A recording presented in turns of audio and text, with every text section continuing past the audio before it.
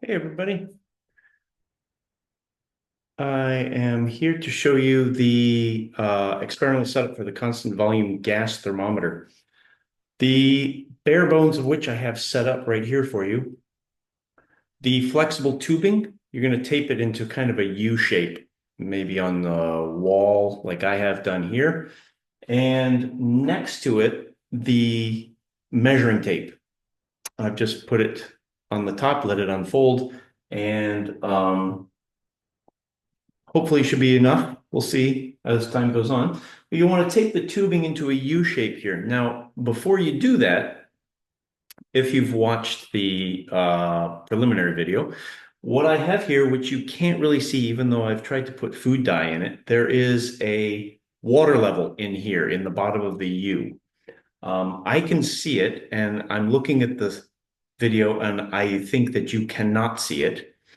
Nonetheless, what I've done here is I have water level and it's about right here. Yeah, it's right there.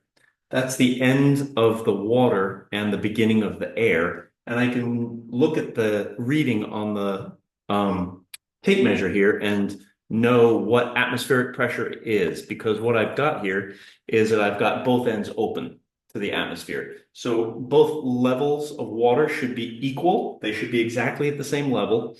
And I can just take a look at that on the reading of the tape measure and make sure, okay, I'm going to call this number 0. So I'm just going to take a look, take a quick reading here. I'm going to look at it. It's right there.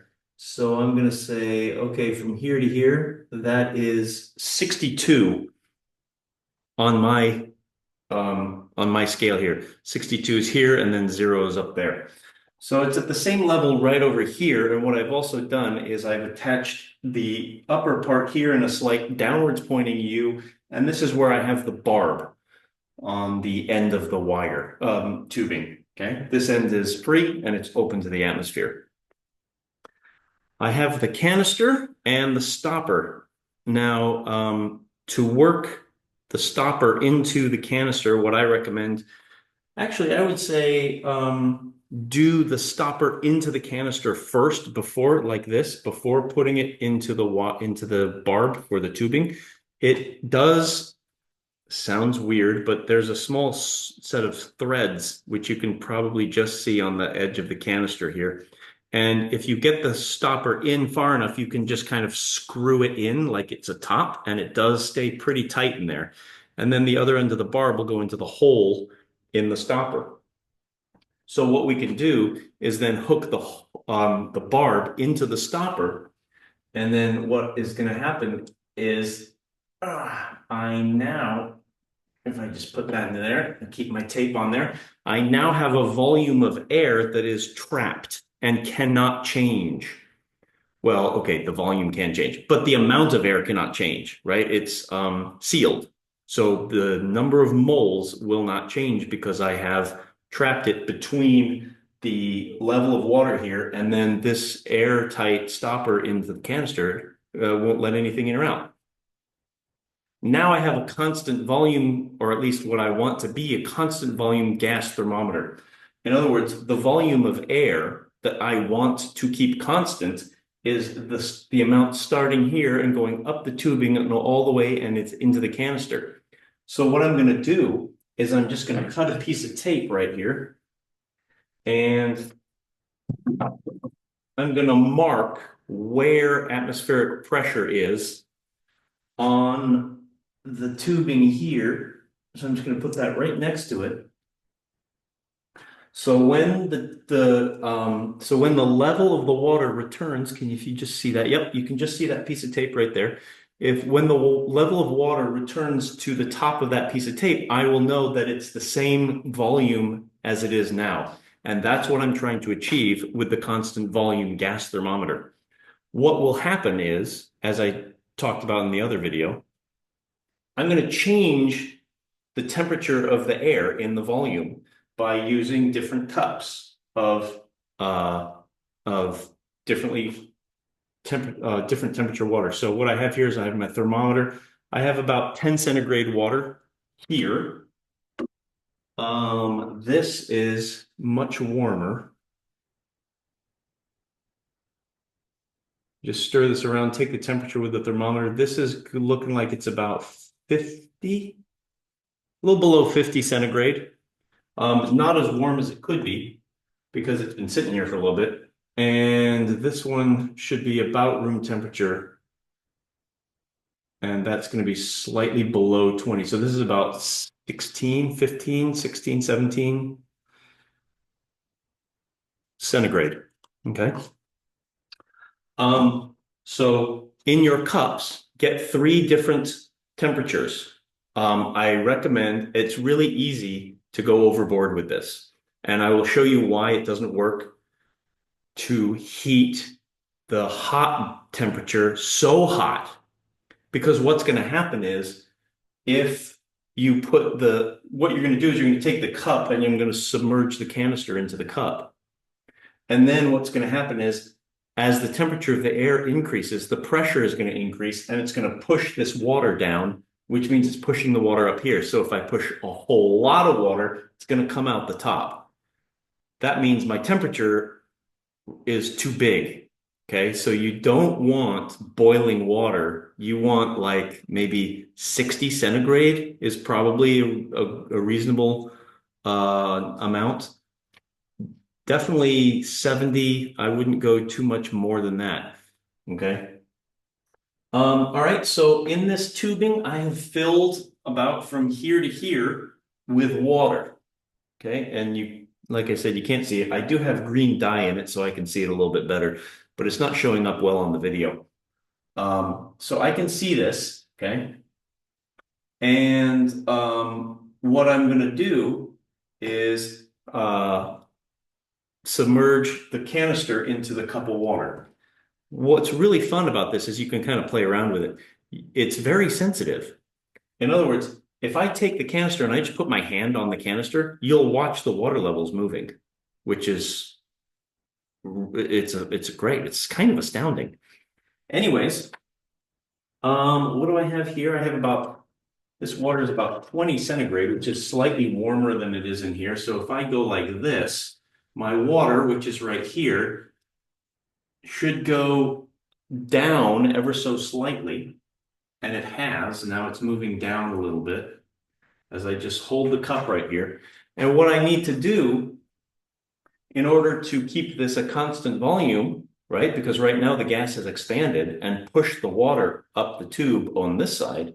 So what I want to do is then raise the tubing on this side so that it pushes the water level down here back up to where my piece of tape is, my reference marker tape right here. All right. So I'm doing this all on the wall.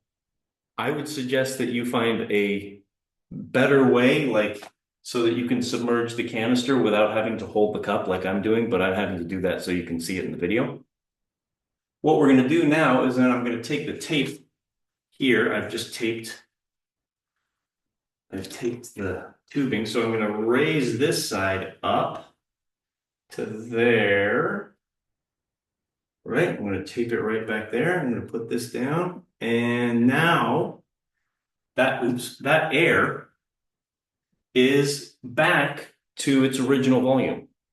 And that's what I'm looking for. I'm looking to keep that level of water right there, constant, because that tells me the air volume is staying the same. And if the air volume is staying the same, then what we're allowed to do is look at the effect of the pressure and the temperature.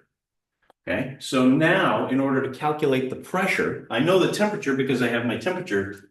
I have the temperature from my thermometer. So now I'm going to look over here. I'm going to say, okay, what's the level of the water over here? And I'm going to look at it and I'm going to see that it is at 56 and a little bit. No, it's about at 56. Yeah, it's 56 and about just a chuck. So we'll call it 56. My atmospheric pressure was 61. Was it 61.5 or 61? I think it was 61. So the water has had to rise 5 centimeters in order to compensate for this pressure, this new pressure in the water, the new temperature, right, which is causing a new pressure.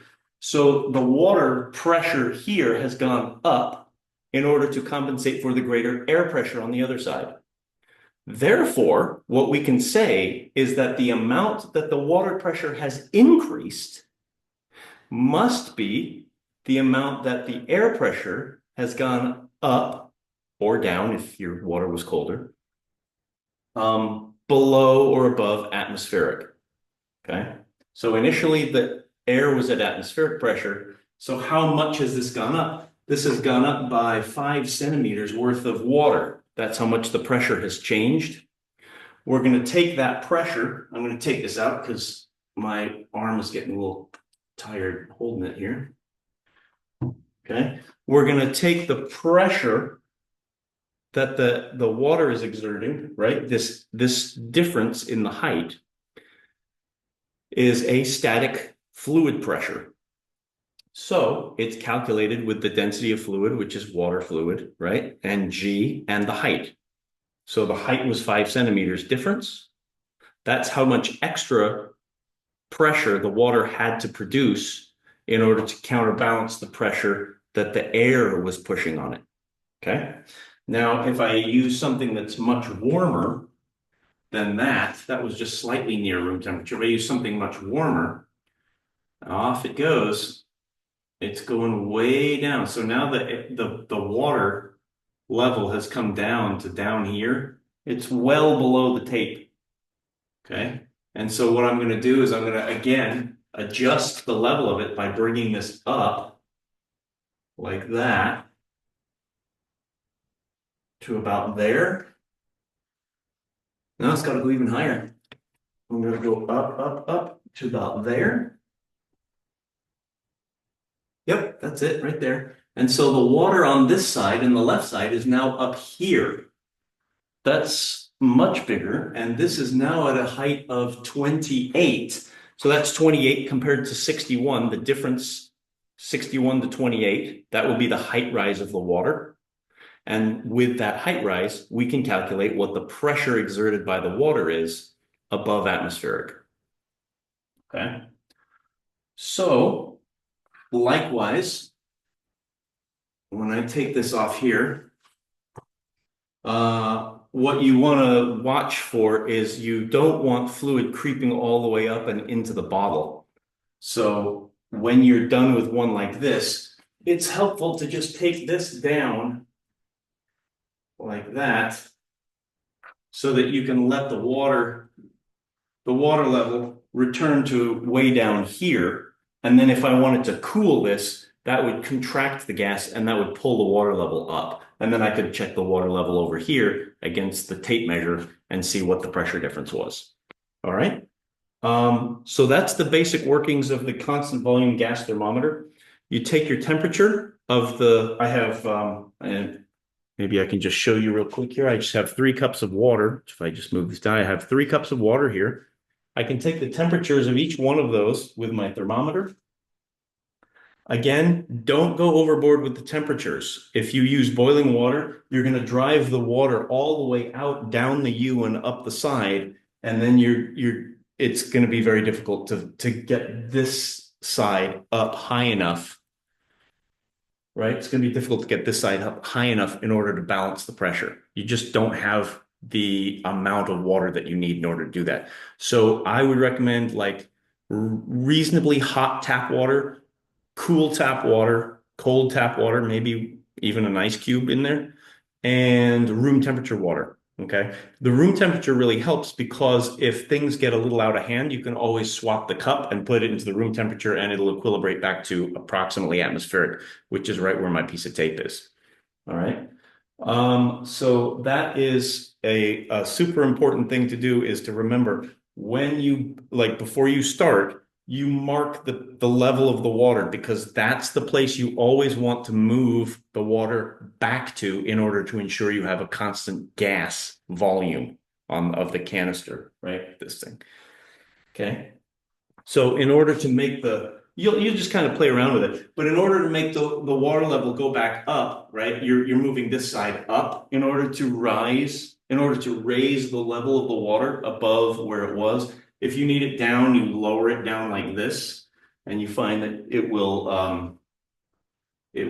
lower. Okay, so the idea is to make kind of a U-shaped here, and then have a constant volume of gas on this side. And having this up here ensures that the water does not go into the canister. Because if it goes into the canister, then it's really hard to get out and you have to start all over. All right. Okay, so other than that, I think that's the basics of the setup. Remember, we only have 3 data points. So, and by the way, those 3 data points can't be very highly separated because of the constraints of the tubing and how much water we have in there. So they have to be not big temperature differences, although that would help our data. What's going to happen is that's going to make the data pretty rough. Okay, that's going to make the experimental measurements a little bit more sensitive because we're going to extrapolate those 3 points all the way back to where the pressure would be 0. And that's where we're looking for the temperature of that pressure equals 0 point. All right, so that's the basics of the setup. Play around with it, have a little bit of fun. It is really amazing how sensitive this thing is. And also, it's amazing to think that we can find out something about the absolute thermodynamic 0 temperature just with such a simple setup of a bit of hot and cold water and then a canister with some tubing. It's really pleasant in its simplicity. And I hope you enjoy this. So check out the other video for the workings of how to do the calculations and the curve line fitting. And I will see you in class on Tuesday. All righty. Happy day, friends.